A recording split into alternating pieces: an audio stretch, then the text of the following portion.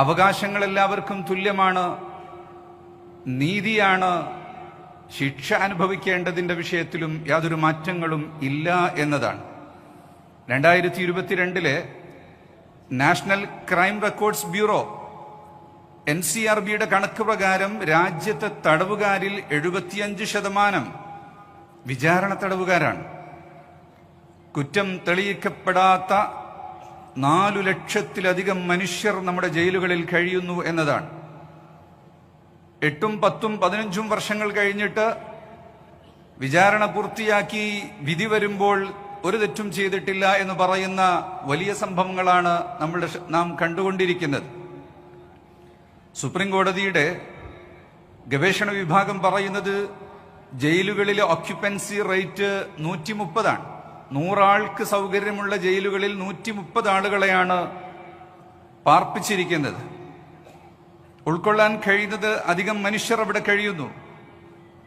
ഇവിടെ ജാമ്യം നൽകപ്പെടുക എന്ന് പറയുന്ന പ്രാഥമികമായി കുറ്റാന്വേഷണ വിധേയമായി പിടിക്കപ്പെട്ട് അറസ്റ്റ് ചെയ്യപ്പെട്ടവർക്ക് ജാമ്യം കൊടുക്കുക, അത് കഴിഞ്ഞ് അവരുടെ അന്വേഷണങ്ങൾ പൂർത്തിയാക്കിയതിനു ശേഷം ശിക്ഷകൾ നടപ്പാക്കുക എന്ന രീതിയാണ് വേണ്ടത് എന്ന് നിയമ വിദഗ്ധരെല്ലാം പറഞ്ഞിട്ടുണ്ട്. യശശരീരനായ കേരളത്തിന്റെ ചീഫ് ജസ്റ്റിസ് VR കൃഷ്ണയ്യർ പറഞ്ഞത് ബെയിലീസ് റൂൾ, ജയിലീസ് ദ എക്സംഷൻ. ജാമ്യം അവകാശമാണ്, ജയിൽ അപവാദമാണ്. അതുതന്നെയാണ് സുപ്രീം കോർട്ട് അതിന്റെ അടിസ്ഥാന തത്വമായി വെച്ചിട്ടുള്ളത്. റസൂലുള്ളാഹി സ്വല്ലല്ലാഹു അലൈഹി വസല്ലം തങ്ങളുടെ ഒരു വചനം ഇമാം തിരുമിദി നിവേദനം ചെയ്യുന്നത് ഈ സമാനമായ ആശയം തന്നെയാണ്. ഫഇന്നൽ ഇമാമ അൻ യുഖ്തിഅ ഫിൽ അഫ്വി ഖൈറുൻ മിൻ അൻ യുഖ്തിഅ ഫിൽ ഉഖൂബ. 1000 കുറ്റവാളികൾ രക്ഷപ്പെട്ടാലും ഒരു നിരപരാധി ശിക്ഷിക്കപ്പെടരുത്. ഇന്ന്